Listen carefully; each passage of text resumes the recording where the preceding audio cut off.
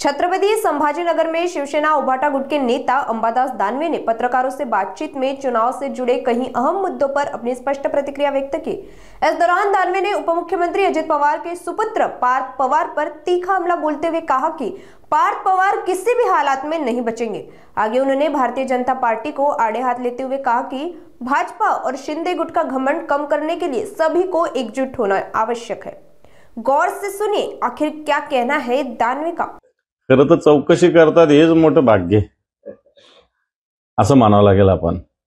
नाही तर पार्थ पवार जसा नाही तसे शीतल तेजवानी पण नाही असं अजून म्हणायची वेळ अजून आली नाही। मला असं वाटतं ती सुद्धा येईल काही दिवसांनी। त्यामुळे चौकशी झाली हेच मोठं भाग्य। आता ती चौकशीचा तो फार्स असेल पण सत्यता काही लपणार नाही। ज्या चौकशीतून बाहेर आली या गोष्टीचं उत्तर तर सरकारला द्यावंच लागणार आहे। कोणी न्यायालयात गेलं, विधिमंडळ आहे, या सगळ्या ठिकाणी सरकार मला असं वाटतं याच्यातून पार्थ पवार तर सुटणार नाहीच काही जरी झालं तरी। तुम्ही सातत्याने पार्थ पवारचं नाव एफआयआरमध्ये का नाही असं सवाल केला? हो, काल त्याप्रमाणे पण विकास खारगेंना गेल्या, त्यांनी विचारलं तिथे समाधानकारक उत्तर नाही मिळालं की पवारचं नाव एफआयआरमध्ये का नाही। खरं तर 99% पार्टनर असणारा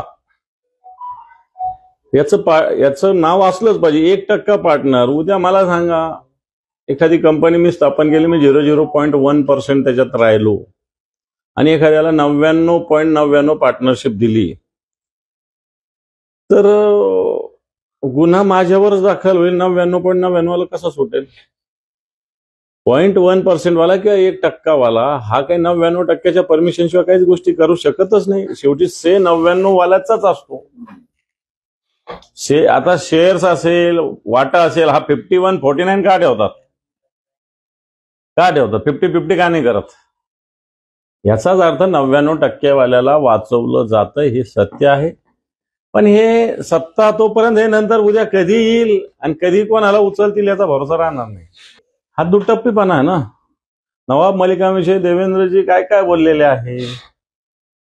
देशद्रोहाच्या बाजूला बसणारे। एकनाथ शिंदे काय काय बोलले? देशद्रोहाच्या मांडीला मांडी लावून बसणारे। आता हे देशद्रोही आहेत का आणि असेल तर तुम्हाला चालतात का? खरं तर आम्ही म्हणत होतो की असं व्यक्तिगत तुम्ही नवाब मलिकवर आरोप लावताय, या एखाद्या केसमुळं त्यांना देशद्रोही ठरवणं चुकीचं आहे, परंतु ते म्हणतात नाही हे देशद्रोही आहेत। मग आता हे देशद्रोही तुम्हाला कसे चालतात? बावनकुळेंना कसे चालतात?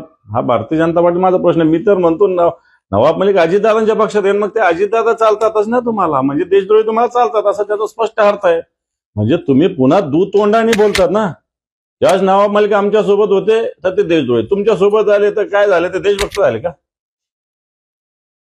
आपण भारतीय जनता पक्षात दुतोंडी दुधारीपणा हा सगळ्या ठिकाणी देशभक्तीमध्ये, हिंदुत्वामध्ये आहे, ते हळूहळू लोकांना कळतंय।